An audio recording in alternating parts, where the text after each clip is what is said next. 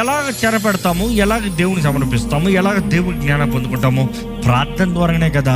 ఎందుకంటే ఈ మాట చూసేటప్పుడు casting down of imagination, the Greek word is ఇజా. ఇజా is the Greek word. Casting down of imagination.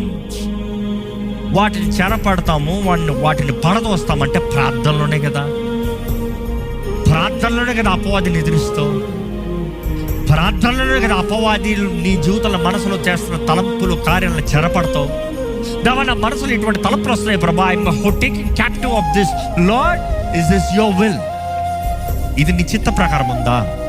నీ చిత్తం కాకపోతే నేను తులీకరిస్తున్నా. I reject this thought, I don't want this thought. చెప్పగలుగుతారా? చూసి ఎప్పుడు అపవాది ఒక మనిషిని ఏళ్తాడు, ఒకటి అపవాదితో నిబంధనలు చేసిన వారు, అది కానీ నిబంధన చేయబడిన తరం. కొన్నిసార్లు నువ్వు చేయవు, నీ పితరులు చేసి ఉంటారు అపవాదితో నిబంధన, ఉడుంబికులు.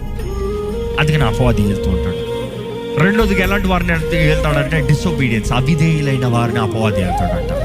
దేవుని మాటకి లోబడిన ప్రతి ఒక్కరిని అపవాదిని వెళ్తాడంట.